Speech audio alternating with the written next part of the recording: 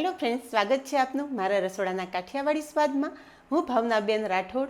आज આપણે બનાવીશું એક નવા સ્વાદ સાથે સરગવાનું શાક। ફ્રેન્ડ્સ, સરગવાનું શાક તો તમે અનેક વખત બનાવ્યું હશે, પણ આજે જે સરગવાનું શાક બનાવેલું છે ને એનો ટેસ્ટ કંઈક અલગ જ છે। નવો મસાલો અને નવી રીત, વિડિયો બિલકુલ સ્કીપ કર્યા વગર જોજો। ચાલો બનાવીએ નવા ટેસ્ટ સાથે સરગવાનું સ્વાદિષ્ટ શાક। તો સરગવાનું શાક બનાવવા માટે અહીંયા મેં 4 નંગ સરગવાની સિંગ લીધી છે। વજનમાં જોઈએ તો 250 ગ્રામ છે। સરગવાની સિંગ પસંદ કરવા ટાઈમે એક વાતનું ખાસ ધ્યાન રાખવાનું કે એકદમ પાતળી સિંગ હોય ને એવી નથી લેવાની। આ રીતે મીડિયમ સાઇઝની હોય ને એવી સિંગ લેવાની છે। બહુ જાડી સિંગ લેશો ને તો એમાં બીનું પ્રમાણ વધારે હશે, અને એકદમ પાતળી સિંગ લેશો તો અંદર ગરબનું પ્રમાણ ઓછું હશે। જ્યારે તમે શાક ખાશો ને ત્યારે ખાલી છોતરા જ તમારા ભાગમાં આવશે। એટલે આ રીતે મીડિયમ થીક હોય ને એવી આપણે સિંગ લેવાની છે। અને તાજો સરગવો મળે ને ત્યાં સુધી એકદમ સરસ તાજી સરગવાની સિંગો લેવાની, જેથી તમને અનેક ગણા ફાયદા પણ મળે। સરગવો સમારી લેશું। સરગવો સમારવા માટે તમારે ઉપરથી છાલ ઉતારવાની કોઈ જરૂર નથી। અહીંયા તમે જુઓ કે આપણે કટ કરીએ ને અને જોઈએ ને તો આ રીતે છાલ થોડી અલગ થઈ જાય છે। આ રીતે છાલ અલગ કરતું જવાનું અને સરગવો સમારતું જવાનું। જો તમે પૂરેપૂરી છાલ ઉતારી લેશો ને તો સરગવો જ્યારે બફાઈ જશે ને ત્યારે સરગવો એકદમ મેસી થઈ જશે। એટલે થોડી આ રીતે છાલ રહેવા દેવાની। સમારતા જેટલી છાલ નીકળે ને એટલી જ આપણે આ રીતે કાઢવાની છે। તો આ રીતે આપણે બધો જ સરગવો સમારી લેશું અને સરગવાના આ રીતે મીડિયમ સાઇઝના ટુકડા કરી લેશું। બધો સરગવો સમારી લીધો છે। હવે સરગવો બાફવા માટે ડાયરેક્ટ કુકરમાં ઉમેરી દેશું।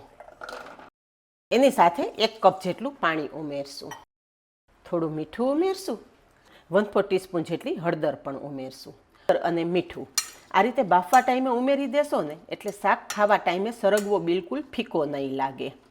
ઢાંકણ પેક કરી અને માત્ર 1 જ સીટી કરશું। 1 સીટીમાં સરગવો એકદમ સારી રીતે બફાઈ જશે। ખાસ ધ્યાન રાખવાનું છે કે વધારે સીટી નથી કરવાની। જો કુકરમાં તમે વધારે સીટી કરી લેશો ને તો સરગવો મેસી થઈ જશે। જ્યારે તમે શાક બનાવશો ને તો શાકનો બિલકુલ તમને ટેસ્ટ જ નહીં આવે। એટલે કુકરનું ઢાંકણ પેક કરી અને માત્ર 1 સીટી કરી લેશું। કુકરમાં સીટી થઈ ને ત્યાં સુધીમાં આપણે આગળની તૈયારી કરી લઈએ। તો અહીંયા એક મોટી સાઇઝનું દેશી ટમેટું ક્રશ કરીને લીધેલું છે। તો આપણે ટમેટાની પેસ્ટ સાથે જ બાકીના મસાલા ઉમેરશું। તો અહીંયા 1 મોટી ચમચી લસણની ચટણી લીધી છે। ફ્રેન્ડ્સ, તમે જો લસણ ના ખાતા હોય તો લસણ સ્કીપ કરી દેવાનું, પણ સરગવાના શાકમાં લસણનો ટેસ્ટ બહુ સરસ આવે। ખાતા હોય તો ખાસ ઉમેરજો। 1/4 ટીસ્પૂન જેટલી હળદર આપણે સરગવો બાફવામાં પણ ઉમેરેલી છે એટલે જાળવીને ઉમેરવાની। 1 ચમચી ધાણા જીરું અને 1/4 ચમચી જેટલું કશ્મીરી મરચું ઉમેરશું। થોડું આ રીતે સૂકું મરચું ઉમેરશો ને એટલે શાકનો ટેસ્ટ અને કલર બંને સરસ આવશે। અને સ્વાદ પ્રમાણે મીઠું પણ ઉમેરી દેશું। મીઠું અને હળદર બંને આપણે સરગવો બાફવામાં ઉમેરેલા છે એટલે મીઠું અને હળદર બંને જાળવીને ઉમેરવાના। અને બધા જ મસાલા આપણે ટમેટાની પ્યુરી સાથે સરસ મિક્સ કરી લેશું। તમે ડાયરેક્ટ શાકમાં પણ મસાલા ઉમેરી શકો છો, પણ આ રીતે તમે ટમેટાની પ્યુરી સાથે મસાલા મિક્સ કરી લેશો ને એટલે મસાલા એકદમ સરસ ફૂલી જશે અને શાકનો ટેસ્ટ બહુ મસ્ત આવશે। બધા જ મસાલા ટમેટાની પ્યુરી સાથે મિક્સ કરી દીધા છે। મસાલા ઉમેરતા ટમેટાની પ્યુરી ઘટ થઈ ગઈ છે, તો આપણે 1 ચમચી જેટલું પાણી ઉમેરી અને આ પ્યુરી થોડી પાતળી કરી લેશું, જેથી મસાલા સરસ ફૂલી જાય। તૈયાર કરેલી મસાલા પેસ્ટ સાઈડ પર રાખી દેશું અને હજી એક બીજી પેસ્ટ તૈયાર કરવાની છે, એ કરી લઈએ। તો અહીંયા મેં અડધો કપ ઘરનું જમાવેલું દહીં લીધેલું છે। એકદમ ઢેફા જેવું દહીં જમાવવાની રીત મેં ઓલરેડી તમારી સાથે શેર કરેલી છે। લિંક તમને ઉપર આઈ બટન પર મળી જશે। હવે અડધા કપ દહીં સાથે 1/4 કપ જેટલો ચણાનો લોટ ઉમેરવાનો છે। ઘણી જગ્યાએ તમે જોયું હશે કે સરગવાનું શાક એકદમ થીક હોય છે, તમે બાકીના મસાલા ઉમેરો ને એ મસાલાનો બિલકુલ તમને ટેસ્ટ જ ના આવે। એટલે ચણાનો લોટ પ્રમાણસર ઉમેરવાનો। અહીંયા મેં 3 ચમચી જેટલો ચણાનો લોટ લીધો છે અને કપના માપ પ્રમાણે જોઈએ તો 1/4 કપ જેટલો છે। ચણાનો લોટ પણ આ રીતે તમે દહીં સાથે મિક્સ કરી દેશો ને એટલે ચણાનો લોટ પણ સરસ ફૂલી જશે। ફ્રેન્ડ્સ, ઘણી જગ્યાએ તમે સરગવાનું શાક ખાધું હશે તો શાકમાં તમને એકલો ચણાના લોટનો ટેસ્ટ આવશે। મસાલા એના એ હોય, કરવાની રીત એને એ હોય, પણ તમે અમુક ફેરફાર કરીને શાક બનાવો ને તો શાકનો સ્વાદ અલગ જ આવે।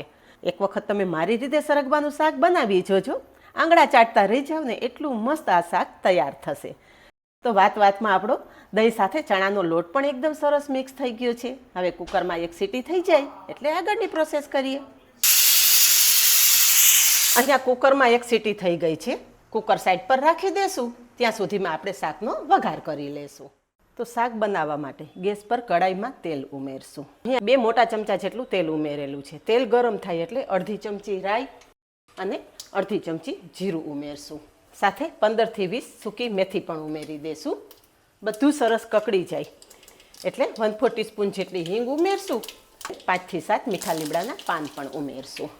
ગેસની ફ્લેમ એકદમ ધીમી રાખશું અને તૈયાર કરેલી ટમેટા સાથેની મસાલા પેસ્ટ ઉમેરી દઈશું અને તરત જ ઢાંકણ ઢાંકી દેશું, જેથી વઘાર બિલકુલ બહાર ના ઉડે. ઢાંકણ ખોલીને જોશું. બાઉલમાં થોડું પાણી ઉમેરી એ પેસ્ટ પણ આપણે કડાઈમાં ઉમેરી દેશું. મસાલા બહુ મોંઘા છે, વેસ્ટ તો ના જવા દેવાય ને. ટમેટાની પેસ્ટ છે ને તેલ છૂટું પડે ને ત્યાં સુધી સાંતળી લેવાની છે. ફ્રેન્ડ્સ, આપણી ચેનલ કાઠિયાવાડી સ્વાદ ઉપર હું તમારી સાથે અનેક શાકની રેસીપી શેર કરું છું. બધા શાકની મેથડ અલગ અલગ હોય છે અને શાકનો ટેસ્ટ પણ અલગ હોય છે. તમે જો નવા બેચલર હોય અને રસોઈ શીખતા હોય ને તો આપણી ચેનલ કાઠિયાવાડી સ્વાદને ખાસ સબસ્ક્રાઈબ કરી લેજો. લગભગ બધા જ શાકની રેસીપી આપણા ચેનલ પર મળી જશે. પહેલી જ વખત રસોઈ બનાવતા હોય અને મારી રેસીપી પ્રમાણે જો તમે શાક કે બીજી કોઈ રેસીપી બનાવો ને તો પરફેક્ટ જ તૈયાર થાય. એટલી સરસ ઇઝી રીતથી જ હું તમારી સાથે રેસીપીઓ શેર કરતી હોઉં છું. તો અહીંયા તમે જુઓ કે શાકમાં ઉમેરેલું બધું જ તેલ છૂટું પડી ગયું છે. આ રીતે તમારી મસાલા પેસ્ટ સંતળાઈ જાય ને એટલે શાકનો ટેસ્ટ એકદમ પરફેક્ટ જ આવે. આ રીતે કમ્પ્લીટ આપણી પેસ્ટ તૈયાર થઈ જાય ને એ પછી અહીંયા સરગવો જોઈ લઈએ. તો તમે જુઓ, અહીં આપણે કુકરમાં માત્ર એક જ સીટી કરેલી છે અને તરત જ ગેસ બંધ કરી દીધેલો. તમે જુઓ કે સરગવો એકદમ સરસ બફાઈ ગયો છે. હાથેથી પ્રેસ કરો ને તો સીંગ છૂટી પડે છે, પણ એક પણ સીંગ મેસી નથી થઈ. એટલે આ વાતનું પણ તમારે ખાસ ધ્યાન રાખવાનું. હવે બાફેલો સરગવો પાણી સહિત જ આપણે કડાઈમાં ઉમેરી દેશું. સરગવો બાફો ને એટલે પાણી પ્રમાણસર ઉમેરવાનું અને સરગવાનું બાફેલું પાણી ક્યારેય નહીં કાઢવાનું, કારણ કે સરગવો અનેક પોષક તત્વોથી ભરેલો છે. તો સરગવાનું પાણી તો ઉપયોગી હોય જ, એટલે સરગવાનું પાણી કાઢ્યા વગર જ આપણે કડાઈમાં ઉમેરી દેશું. ફ્રેન્ડ્સ, સરગવામાં એટલા બધા પોષક તત્વો છે ને કે એના આપણે ગુણ ગણવા બેસીએ ને તો પાર ના આવે. તમને સ્કિન પ્રોબ્લેમ હોય, વાળ ઉતરતા હોય, સ્કિન ડલ થઈ ગઈ હોય કે જોઈન્ટના દુખાવો હોય કે શરીરમાં તમને ઝીણો તાવ રહેતો હોય, બધા જ રોગની એક દવા છે સરગવો. અને ફ્રેન્ડ્સ, મેં તમારી સાથે સરગવાના પાવડરની રેસીપી પણ શેર કરેલી છે, જે મારા બધા વ્યુઅર્સને ખૂબ જ પસંદ આવેલી છે. લિંક તમને ઉપર આઈ બટન પર આપી દઈશ. હવે અહીંયા આપણે સરગવો કડાઈમાં ઉમેરી દીધો છે. તો હવે આવે છે આપણે જે દહીંની પેસ્ટ તૈયાર કરીને રાખેલી છે એનો વારો. એક વખત આ રીતે ચમચી ફેરવી અને તૈયાર કરેલી દહીંની પેસ્ટ આપણે કડાઈમાં ઉમેરી દઈશું. અહીંયા તમે જોયું ને ફ્રેન્ડ્સ કે દહીં સાથે પણ લોટ એકદમ સરસ ફૂલી ગયો હતો. હવે હળવા હાથે આપણે મિક્સ કરી લેશું. બહુ ચમચો ફેરવવાની જરૂર નથી, હળવા હાથે જ આ રીતે મિક્સ કરી લેવાનું, જેથી દહીં સાથે જે લોટ આપણે મિક્સ કરેલો છે ને એ સરસ છૂટો પડી જાય. તળિયા સુધી આપણે ચમચો નથી ફેરવવાનો. અહીંયા તમે જોઈ શકો છો કે માત્ર ઉપર જ હું આ રીતે ચમચો ફેરવું છું. આ રીતે ઉપર ચમચો ફેરવશો ને એટલે લોટ ઉપરના ભાગે જ રહેશે અને જ્યારે તમારું શાક તૈયાર થશે ને ત્યારે લોટ બિલકુલ તળિયે ચોટશે નહીં. તો અહીંયા તમે જોઈ શકો છો કે મેં આ રીતે ઉપર ચમચો ફેરવી દીધો છે અને હવે કડાઈ ઉપર ઢાંકણ ઢાંકી દઈશું, જેથી ગ્રેવીમાં આપણો લોટ સરસ બફાઈ જશે અને તળિયે બિલકુલ ચોંટશે નહીં. શાક થાય એટલે આપણે 2-3 મસાલા પાછળથી ઉમેરવાના છે, એટલે વિડીયો બિલકુલ સ્કીપ નહીં કરતા હો.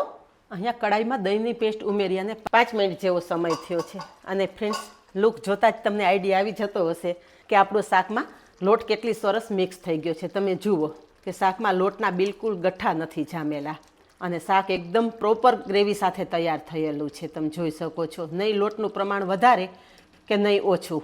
એટલે શાક બનાવવું સહેલું છે, પણ આવી થોડી નાની બાબત તમે ધ્યાનમાં રાખો ને તો શાકનો ટેસ્ટ એકદમ સરસ આવે અને પ્રોપર શાક તમારું તૈયાર થાય. હવે શાકને વધારે સ્વાદિષ્ટ બનાવવા માટે 2 ચમચી જેટલો ગોળ ઉમેરશું. આપણે શાકમાં દહીં અને ટમેટા બંનેનો ઉપયોગ કરેલો છે. થોડો ગોળ કે ખાંડ ઉમેરશો ને તો બધા સ્વાદને બેલેન્સ કરશે અને શાક તમારું વધારે સ્વાદિષ્ટ બનશે. 1/4 ટીસ્પૂન જેટલો ગરમ મસાલો ઉમેરશું અને સાથે ફ્રેશ સમારેલી કોથમરી ઉમેરી દઈશું. બધું જ હળવા હાથે મિક્સ કરી લેશું. તો ફ્રેન્ડ્સ, શાક બને છે ત્યાં જ તમારા મોઢામાં પાણી આવી ગયું ને. જેટલો દેખાવ સરસ છે ને એના કરતાં ડબલ સ્વાદિષ્ટ આ શાક છે. તો અહીંયા તમે જુઓ કેટલું મસ્ત શાક તૈયાર થયું છે. તો ફ્રેન્ડ્સ, જો તમને મારા અવનવા વિડીયો પસંદ આવતા હોય ને તો વિડીયોને એક લાઇક ચોક્કસ આપજો અને આવા જ નવા વિડીયો જોવા માટે ચેનલને સબસ્ક્રાઈબ કરી લેજો અને પાસે રહેલું બેલ પણ પ્રેસ કરી રાખજો, જેથી આવનારા બધા જ નવા વિડીયોની નોટિફિકેશન સૌથી પહેલાં આપને મળે. આજે બસ આટલું જ. મળીએ નેક્સ્ટ વિડીયોમાં. ત્યાં સુધી બાય. Thank you.